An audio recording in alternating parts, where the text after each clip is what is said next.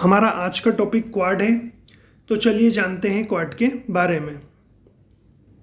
क्या है quad? Quad 4 देशों का एक ग्रुप है जिसमें इंडिया, अमेरिका, ऑस्ट्रेलिया और जापान शामिल है।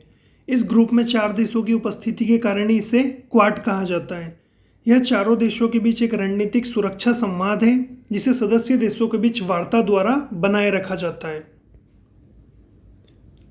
क्वाड का मतलब क्वाड्रिलेटरल सिक्योरिटी डायलॉग है। हिंदी में इसे चतुर्भुज सुरक्षा संवाद कहते हैं, लेकिन इसका प्रचलित नाम क्वाड ही है। क्वाड का मकसद इंडो पैसिफिक रीजन में शांति बनाए रखना है। ये इंडो पैसिफिक रीजन का मैप है जिसमें पूर्वी अफ्रीका, दक्षिण एशिया और दक्षिण पूर्वी एशिया और उत्तरी ऑस्ट्रेलिया के क्षेत्र सम्मिलित किए जाते हैं।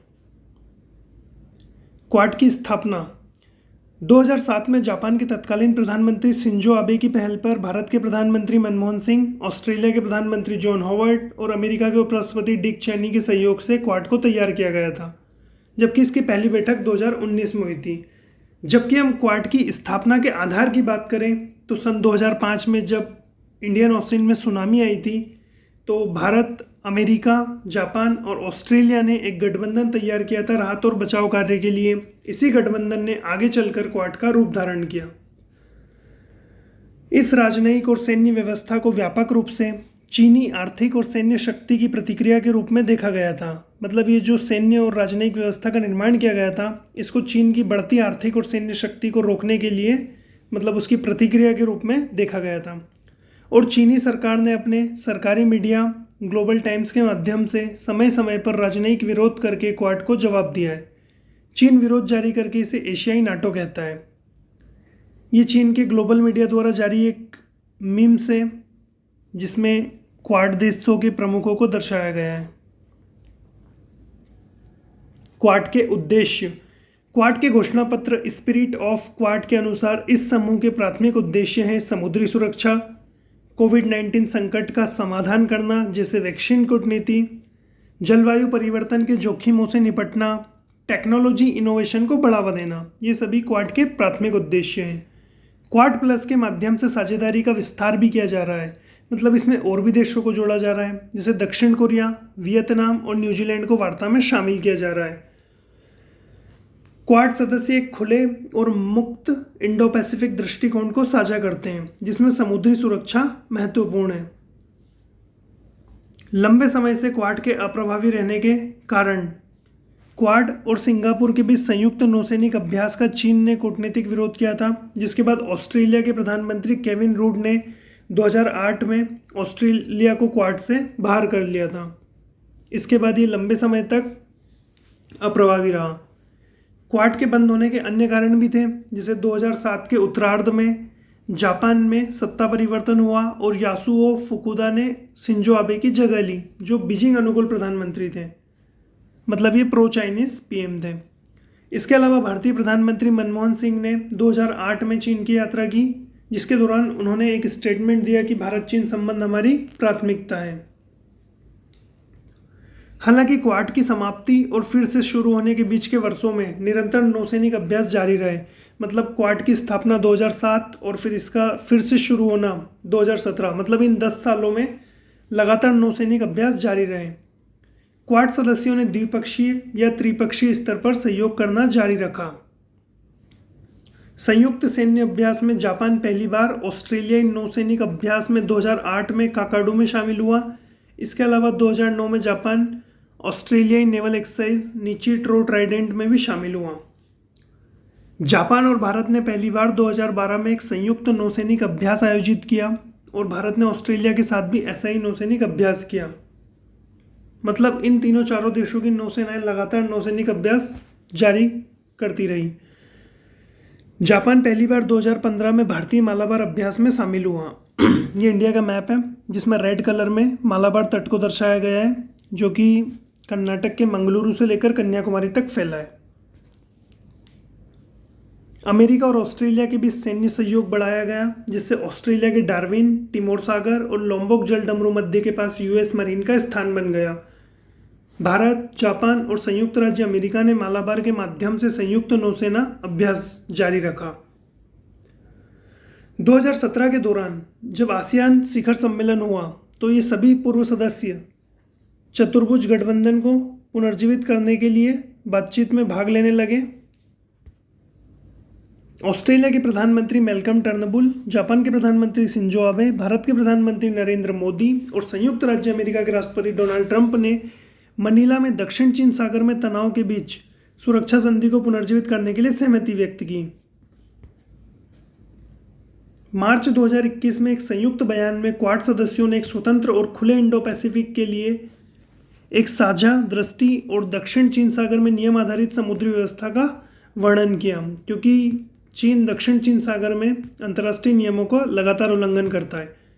क्वाड ने कोविड-19 का जवाब देने का वादा किया और पहली क्वाड प्लस बैठक आयोजित की, जिसमें न्यूजीलैंड, दक्षिण कोरिया और वियतनाम के प्रतिनिधि शामिल थे, जो इसकी प्रतिक्रिया पर काम कर रहे थे। उधर चीन इस संगठन से बौखलाया हुआ है, क्योंकि इस संगठन का मकसद दूसरे मुद्दों के साथ साथ समुद्र में चीन की बढ़ती दादागिरी पर लगाम कसना भी है। इस मीम्स के माध्यम से समझ सकते हैं। क्वाड देशों के लिए क्यों चिंता का सबब है चीन? मतलब क्वाड के जो चारों देश हैं, इन्हें चीन से अलग अलग समस्याएं जैसे इंडिया की बात करते हैं, चीन अपनी मिलिट्री पावर तेजी से बढ़ा रहा है और साथ ही आर्थिक शक्ति के रूप में भी तेजी से आगे बढ़ रहा है। वर्तमान में भारत और चीन के बीच सीमा विवाद भी उग्र होता जा रहा है। भारतीय राज्य अरुणाचल प्रदेश एक ऐसा क्षेत्र जिसे चीन ने तिब्बत का हिस्सा होने का दावा किया है। ये सभी समस्याएं भारत को चीन से। अमेरिका की बात करें तो अमेरिका चीन को काबू करना चाहता है और साथ ही इंडो पैसिफिक रीजन में फिर से अपना प्रभुत्व हासिल करना चाहता है। जापान को क्या समस्या है ये देखते हैं।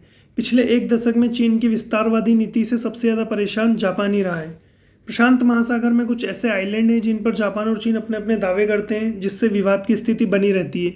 इसके अलावा चीन की नेवी आए दिन जापान के समुद्री क्षेत्र का उल्लंघन करती है। ऑस्ट्रेलिया की जमीन, बंदरगाह, इंफ्रास्ट्रक्चर और पॉलिटिक्स में चीन की बढ़ती रुचि से ऑस्ट्रेलिया चिंतित है। चीनी सैन्य खर्च और मिसाइल क्षमताओं के डर ने ऑस्ट्रेलिया को अमेरिका के साथ रक्षा समझौते की ओर ले जाने में मदद की है, जैसा कि 2007 के कैनबरा रक्षा खाका द्वारा उल्लेखित है। मतलब चीन लगातार अपनी सैन्य शक्ति बढ़ा रहा है, जिससे ऑस्ट्रेलिया में कहीं ना कहीं डर का माहौल उत्पन्न हुआ है और उसने अमेरिका के साथ बड़े रक्षा समझौते संपूर्ण किए हैं। इसके अलावा चीन के राष्ट्रपति शी जिनपिंग के तहत विदेश नीति देखेंगे। 2012 में शी जिनपिंग चीनी कम्युनिस्ट पार्टी के महासचिव बने। तब से चीन और क्वाड देशों में से प्रत्येक के बीच तनाव बढ़ गया है। शी के पूर्ववर्ती हु जिनताओ द्वारा उन्नत चीन की शांतिपूर्ण उदय नीति की तुलना में शी ने सुरक्षा मुद्दों के साथ साथ विदेशी मामलों पर भी कड़ा रुख अपनाया है। विश्व मंच पर एक अधिक राष्ट्रवादी और मुखर चीन को पेश किया है। मतलब शी जिनपिंग की जो विदेश नीति है वो अत्यधिक आक्रामक है और उग्र राष्ट्रवाद की ओर ये लगातार बढ़ते जा रहे हैं, जिससे सभी देशों के साथ इनके विवाद बढ़ रहे हैं। भारत की स्थिति में बदलाव और पूर्व की ओर देखें या क्वाड की समाप्ति के बाद के वर्षों में भारत समूह को बहाल करने का इच्छुक नहीं था। मतलब भारत नहीं चाहता था कि समूह फिर से खड़ा हो।